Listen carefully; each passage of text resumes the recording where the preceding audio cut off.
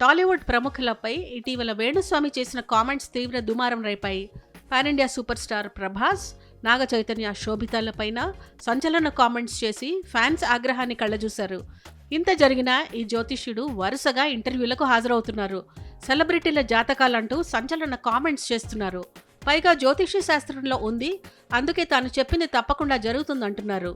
తాను గతంలో చెప్పిన విషయాలన్నీ ఏమాత్రం పొల్లుపోకుండా జరిగాయంటూ కొన్ని సంఘటనలను గుర్తు చేస్తున్నారు. తాజాగా Venu Swamy AP deputy CM Pawan కళ్యాణ్పై ఆసక్తికర వ్యాఖ్యలు చేశారు. గతంలో పలుసార్లు పవన్ కళ్యాణ్పై నెగిటివ్ కామెంట్స్ చేసిన ఆయన ఈసారి మాత్రం కాస్త డిఫరెంట్ టోన్లో మాట్లాడారు.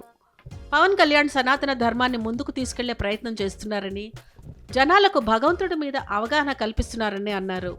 వారాహి అమ్మవారిని జనాలకు పరిచయం చేసింది పవన్ కళ్యాణే అని, అంతేకాదు ఆయన తన వాహనం పేరు కూడా వారాహి అని పెట్టుకుని అమ్మవారిని ఇష్టంగా ఆరాధిస్తున్నారని చెప్పారు.